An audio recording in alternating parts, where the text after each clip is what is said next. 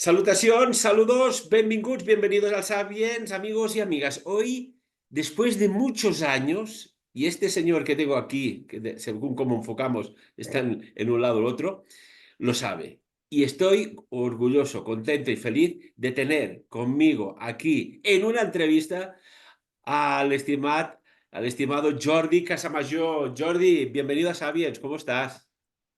Buenas tardes, Ferran. Muy contento de poder iniciar esta charla contigo.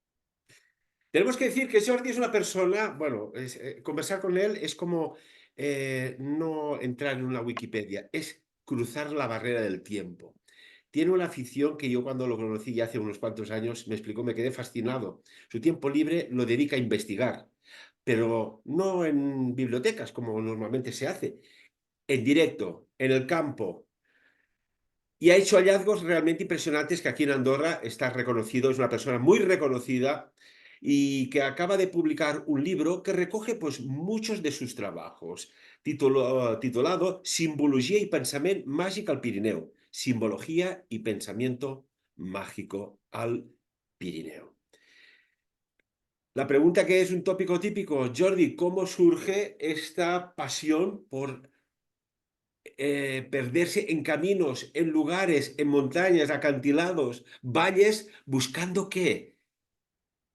Bueno, Ferran, como tú dices, los apasionados de adquirir conocimiento, eh, tenemos claro que todo el conocimiento, una parte sí, pero no todo se encuentra en las bibliotecas, en las hemerotecas, sino una parte importante y la más curiosa, la más difícil de descubrir, se encuentra en el aire libre. Se encuentra escritas en las piedras, en las montañas, en los templos al aire libre.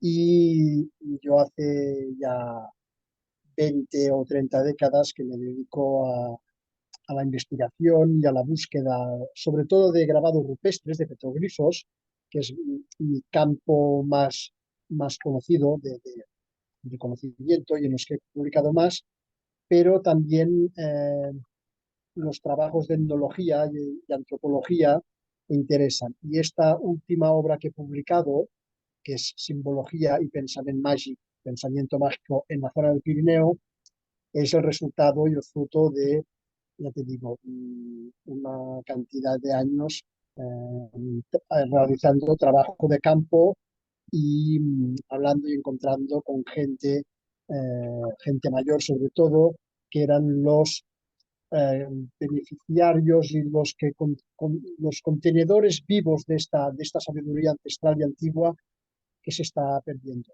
El libro, en cierta manera, deja plasmado de forma escrita este conocimiento que se está perdiendo y que yo he intentado recopilar a lo largo de los años. Porque claro, Jordi, tú combinas tu profesión, tú eres docente, estás en la escuela andorrana, estás en la Universidad de Andorra, si no recuerdo mal también, y pues bueno, la docencia es va por bueno, por un lado, ¿no? Como tiene que ser con todo el mundo, pero después, bueno, empiezas a indagar, a buscar cuál es el primer vestigio, cuál es la primera información que hayas en tu vida que dices, esto es fascinante, y después el por qué, ¿qué pasa ahí detrás? Bueno, el primer estímulo que yo debí recibir cuando era mucho más joven fue cuando descubrí los primeros megalitos, los primeros monumentos megalíticos, que en la zona en la que vivimos, Ferran, hay bastante cantidad, dólmenes, menires, y también, sobre todo, cuando descubrí los primeros petroglifos, las primeras piedras grabadas con sus símbolos. Sobre todo el símbolo es el lenguaje universal que se hablaba y se utilizaba sobre todo en la antigüedad, y me dejó totalmente fascinado, porque vi enseguida que un símbolo enseguida moviliza muchas ideas que tenemos en nuestro inconsciente, en nuestros arquetipos, y que un discurso hablado es incapaz de lograr penetrar la profundidad que es capaz de darnos un símbolo. Un símbolo ya lo en cierta manera el símbolo ya lo conocemos.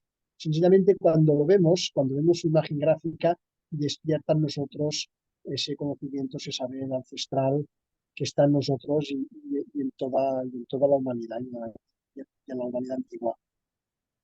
¿Por qué crees que en aquellos tiempos, estamos hablando de tiempos prehistóricos, ¿no? Mucha Sí, sí, parte sí, de ellos. la En historia. aquellos tiempos prehistóricos había personas o seres en los cuales dedicaban, bueno, pues parte de su vida, que sobrevivir en aquellas condiciones ya debía ser alucinante, en, bueno, hacer grabados en rocas, algunas de dificilísimo acceso. ¿Por qué? ¿Qué motivación crees tú que podían tener? Pues, pues porque el hombre, la humanidad siempre ha tenido la necesidad de comunicar y de dejar constancia de sus creencias en la roca para las generaciones futuras.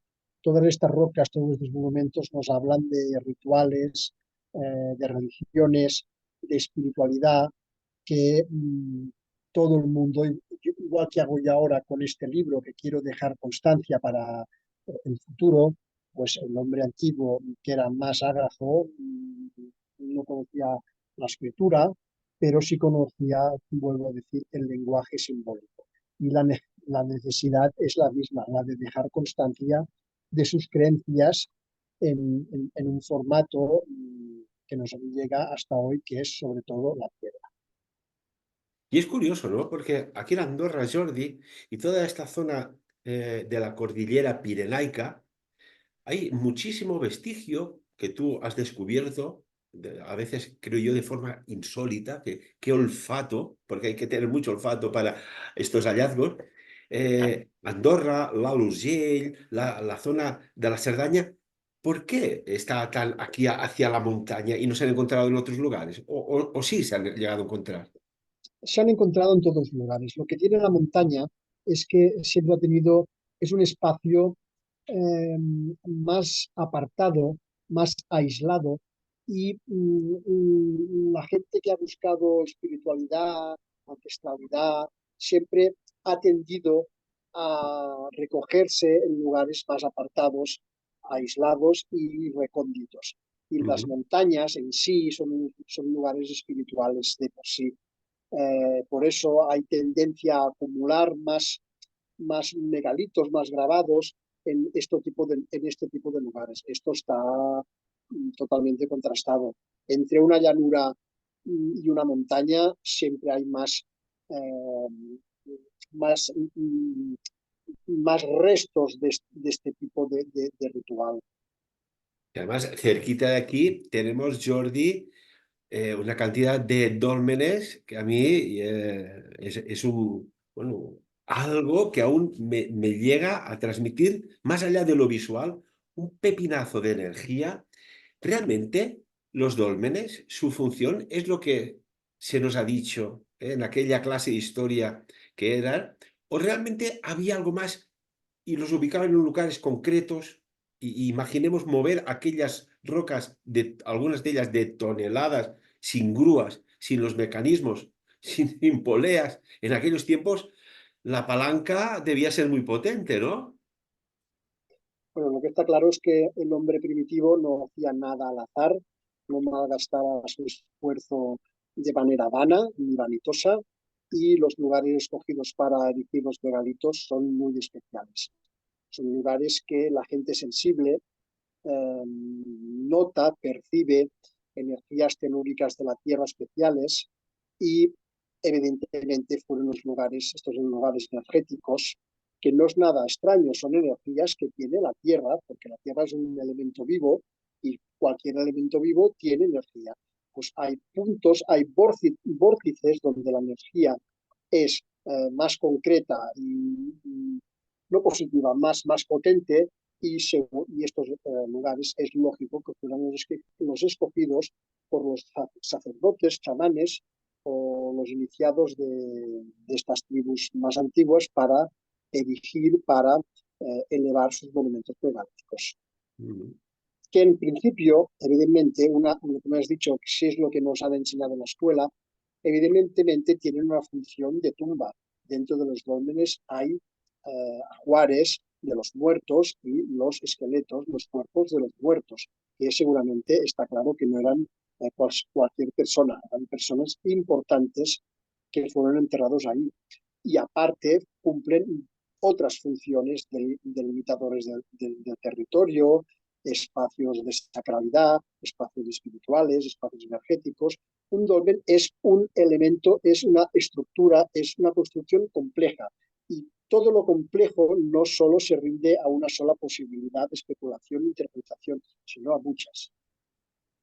Y por ejemplo, aquí en Andorra tenemos uno que es muy conocido, pero también muy secreto y oculto, ¿no? El Roc de las Bruixas, la Roca de las Brujas.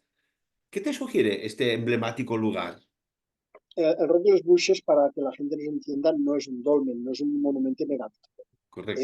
Es un espacio que concuerda, puede concordar eh, temporalmente, cronológicamente, con los constructores de megalitos, pero es un espacio de grabados rupestres. Y un espacio de grabados rupestres es un lugar, una roca, donde sucesivas generaciones fueron dejando sus símbolos, porque el espacio en sí es un espacio ceremonial, un espacio de ritual.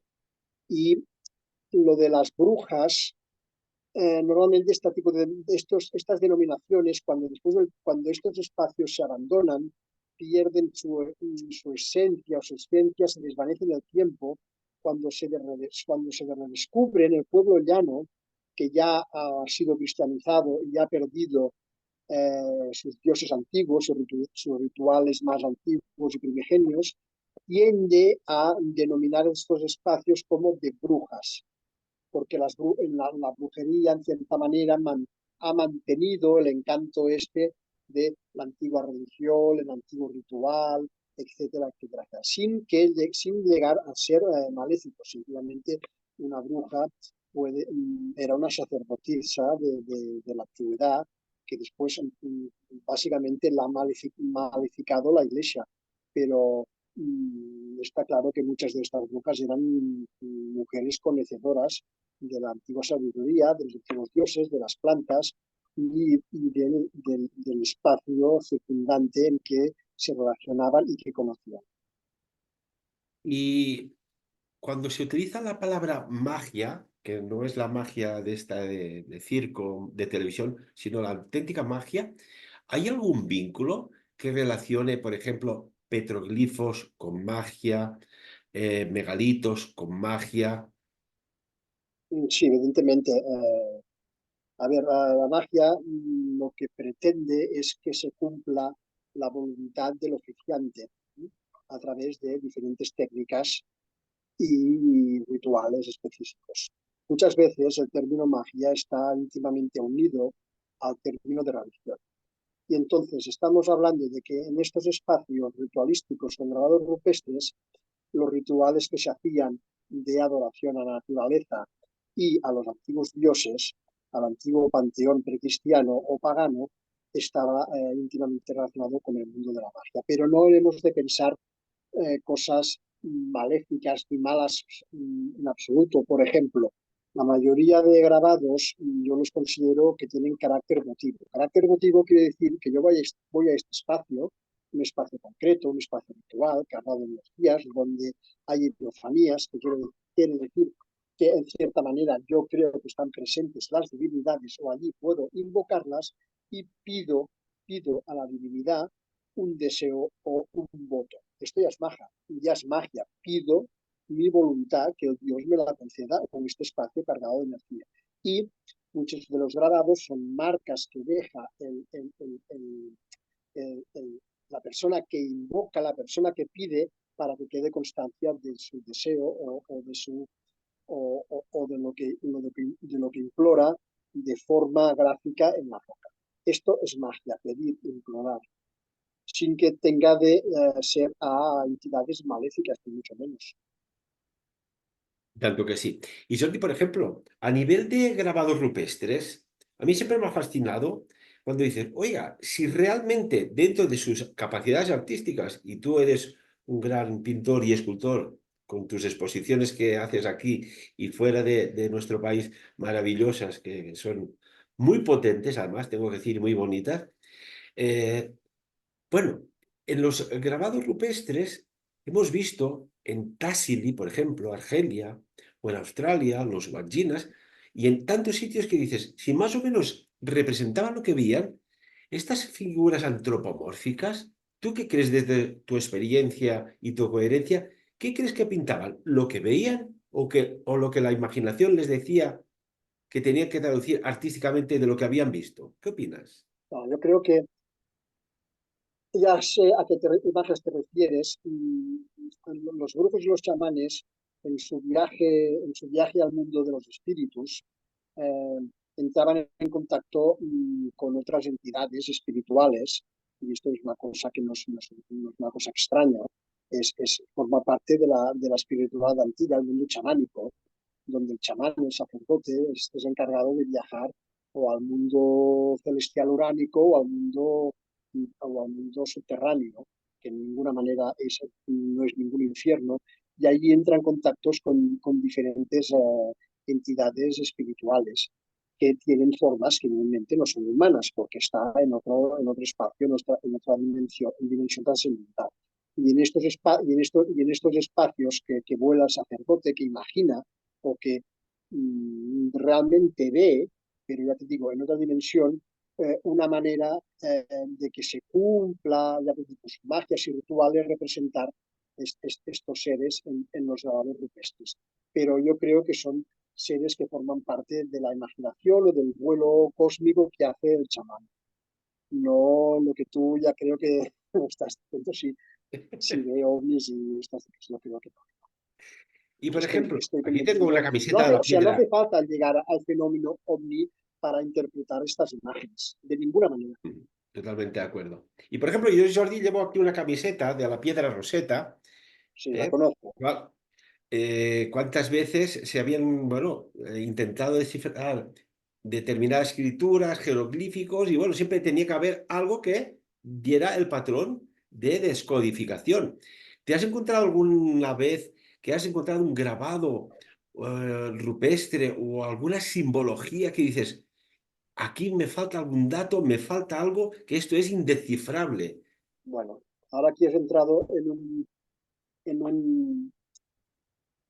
en un área de estudio que se está llevando científicamente muy recientemente en el estudio de los grabados rupestres del área del Pirineo y en la zona, sobre todo en la zona de la Serraña, a tocar, bueno, hace frontera aquí en Andorra. Es la misma área geográfica. De hecho, los países son inventados de hace poco.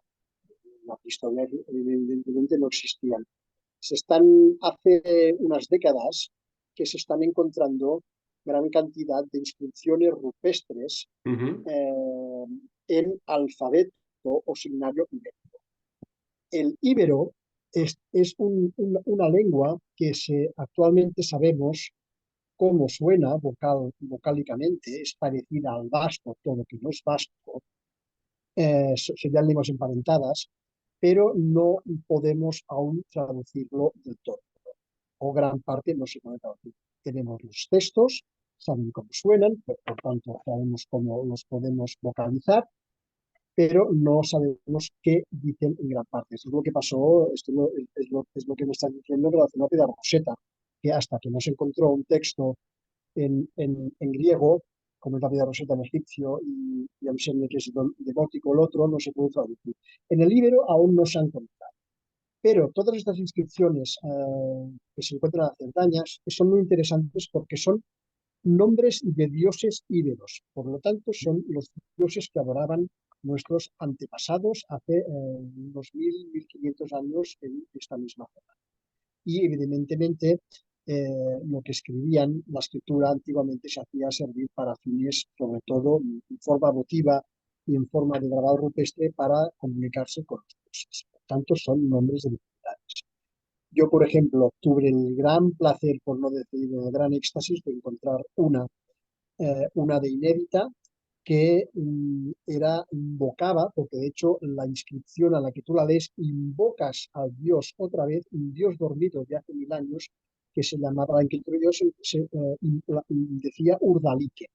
Y Urdal es un dios romano ibérico, de hecho paneuropeo, que seguramente también invocaban los celtas, y es el dios jabalí. ¿Sí? Un dios jabalí, igualmente que había el dios ciervo, que era Cernunos, este era el dios jabalí. Atención, no nos equivoquemos a la hora de pensar que estos pueblos invocaban al jabalí como un animal de por sí. No, ellos lo que se servían es de la simbología del jabalí. Por ejemplo, el jabalí es un animal fiero, es un animal perseverante, es un animal guerrero. Imitaban o cogían las similitudes que les daba este animal para recrear sus cosas.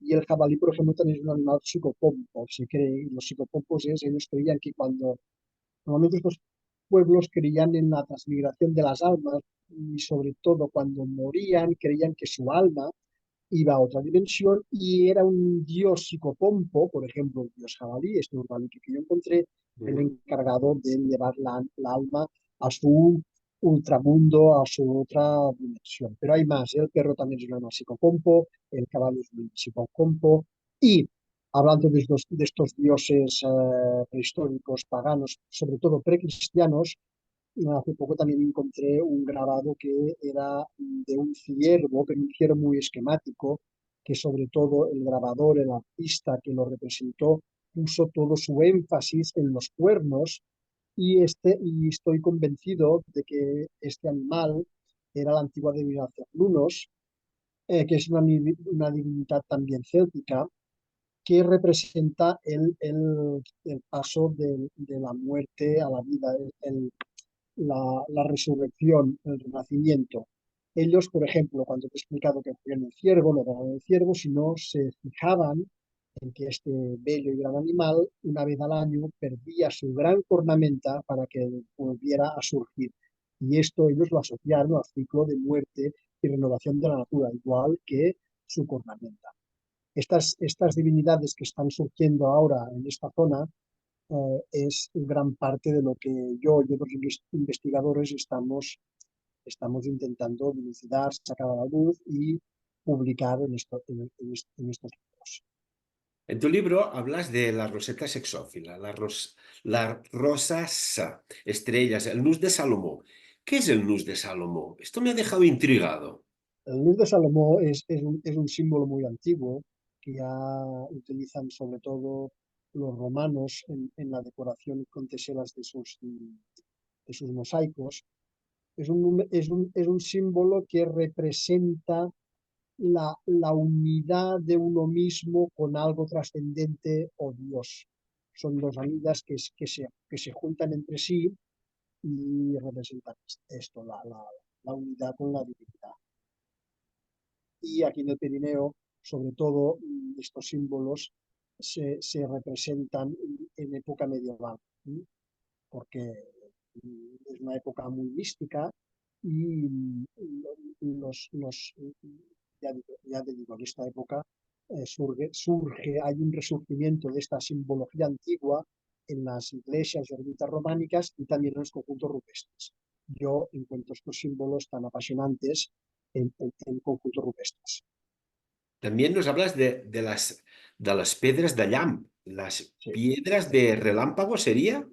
¿De rayo? Las piedras de Erlang serían las piedras de rayo, la traducción mejor en castellano, y estas piedras, de hecho, se encuentran en todo el mundo y son hachas prehistóricas de unos 2000 años de antigüedad o más, que la gente encontraba por el suelo o arando los campos, y el pueblo llano, más no inculto, más que no conocía la prehistoria, cuando se encontraba este tipo de piedras tan labradas, tan pulidas, tan simétricas, evidentemente vio que no podría tratarse de una piedra de origen natural, sino las veía totalmente diferentes. Al desconocer su origen y su utilidad como, como útil prehistórico, le achacó, la interpretó que debía venir de lo celestial, de los cielos. Y la interpretación que hizo, la explicación más posible que hizo, al ser tan pulidas y lisas, es que cuando caía un rayo, en la punta del rayo contenía una de estas piedras que al chocar contra el suelo se escondía dentro de la tierra y por eso salían a labrar o estaban escondidas o enterradas. Evidentemente, entonces, al encontrar estas piedras, lo que es fantástico, maravilloso, que expongo en el libro, es que estas piedras se han utilizado como amuletos muy preciados desde la... Esto es magia, también es magia. O sea, las personas que encontraban una piedra de rayo la guardaban muy celosamente y nunca se desprendían de ellas en las casas, en los techos o en las ventanas, puertas, porque donde ha caído un rayo nunca más puede volver a caer un rayo. Mal no puede contra mal. Entonces se llaman de rayo, no son útiles prehistóricos, ¿eh? La creencia, el credo popular, pues, entonces explica esto, que son amuletos que se guardan porque donde hay una piedra de rayo jamás volverá a caer un rayo. Este libro también habla de estos útiles prehistóricos convertidos en amuletos totalmente mágicos. Esto sí que es mágico. Estamos en la recta final de la entrevista. Jordi, ¿crees que, ya que hablas de amuletos, que se ha perdido algún conocimiento sobre lo poderoso que puede llegar a ser un amuleto o un talismán? Que de hecho se ha diluido con los tiempos y al final pues, las personas llevan un colgante, una pulserita, pero antiguamente se le daba un poder entronizado a los amuletos y a los talismanes, ¿verdad? Antiguamente era imposible concebir el mundo, la cosmología sin la magia y la religión. Por lo tanto, la gente tenía tendencia a rodearse en lo que podía de objetos mágicos y religiosos. Hoy en día hacemos en cierta manera lo mismo. Lo único que ha cambiado un poco son que estos objetos antiguos, a mi manera de ver, eran más estéticos, más poderosos y ahora algunos se pueden comprar y todo. Pero el funcionamiento mental es dotarlos, de hecho son nosotros mismos que los dotan de poder. El objeto en sí, no creo que de per se estas piedras de rayo tengan alguna propiedad. Somos nosotros las que de cierta manera estamos. Nos queda ya muy poco tiempo. Te quería hacer dos preguntas. Una de ellas es, ¿por qué siempre en la zona del Pirineo ha habido este concepto de la magia, la alta magia, este respeto, también este temor, este desconocimiento por conocimientos antiguos o más que antiguos, ancestrales? ¿Hay Bueno, algo en estas sencillamente montañas? ¿Hay algo en estas montañas que tenemos por aquí? por supuesto, son las montañas en sí, todos los sitios que hay montañas tienen el mismo discurso y han tenido la misma atracción por los hombres. Y antes te he comentado, estas zonas, ahora ya no, pero no hace muy poco eran zonas muy aisladas. Y en las zonas aisladas, pues este conocimiento arcano se ha conservado más que en zonas que se ha disipado porque han sido más accesibles. Pues por eso, efectivamente, el aislamiento conserva la integridad de la cultura esta antigua de los Pirineos, que ahora se está perdiendo y precisamente mi labor es volver a poner sobre la mesa estas antiguas creencias, estos antiguos amuletos, los pestres, esta cultura que se estaba perdiendo, pero que, como todo en la vida, vuelve a resurgir de sus cenizas. Qué maravilla. Solo te quiero hacer una pregunta, déjame decir la palabra, conspiranoica para algunos, para mí es una pregunta absolutamente normal. Te voy a mostrar una imagen y desaparezco unos segundos. Ahí, Jordi, esto que Y hay en el altiplano de Bolivia, en Pumapunku, ¿qué no, no, diantres crees que puede ser esto? no voy a entrar aquí porque mi campo de estudio es el Pirineo y no voy a opinar del altiplano de Bolivia porque no he estado ni lo conozco. Sería muy vanitoso por mi parte. Así me gusta, siempre en tu línea. Pero lo que está claro es que hay cosas que no cuadran en el tiempo. por Esto supuesto. estamos de acuerdo, ¿verdad? Sí, sí, sí. Jordi Casamayor, felicidades por tu nuevo trabajo de investigación plasmado en un libro. Nosotros estamos hoy aquí, mañana ya no estamos, pero lo que se trabaja, se escribe, se transcribe, perdura y tiene su eco en el tiempo y su gratificación. Y cómo no podía ser, con los años que ya nos conocemos y sabes que te tengo un gran aprecio, que contento estoy de hacerte una entrevista por fin en Sapiens. Muchas gracias. Gracias a ti, Ferran. Simbologia i pensament màgic al Pirineu. Simbología y pensamiento mágico al Pirineo. Un libro recomendado. De momento está escrito en catalán, pero bueno, que hoy día, pues con un poco de esfuerzo, podéis llegar a entender mucho de lo que hay plasmado, que es un conocimiento de trabajo de campo muy bueno, maravilloso.